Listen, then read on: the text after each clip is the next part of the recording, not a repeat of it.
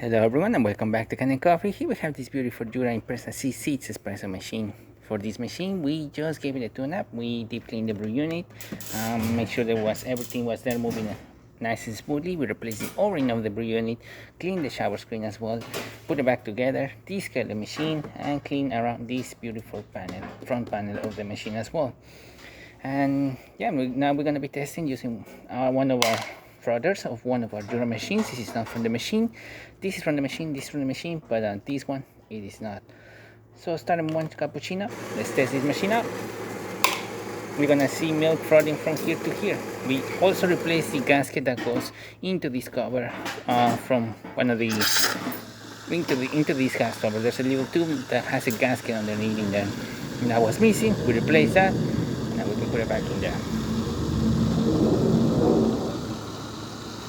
As you can see, we're having nice steady milk coming out of the machine. Let me just stop it. Really good froth, working really good, producing steam. Now coffee is going to come out through this spout, as you see right there. We're going to stop it over here as the coffee is not that big. As you can see, nice foam at the top, good color of coffee, working really great. Now we're gonna do one shot of espresso using one of our cups.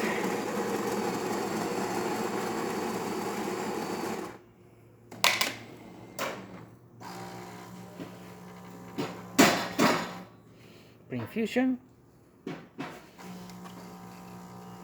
and extraction, and as you can see, nice steady stream coming out of the machine, working really great with really good crema forming at the top, which can be adjusted by increasing the grind size of the grinder. We're now using one of the coarsest ones. You can go a little bit finer to increase that crema at the top of the coffee cup and to increase the flavor strength of it as well.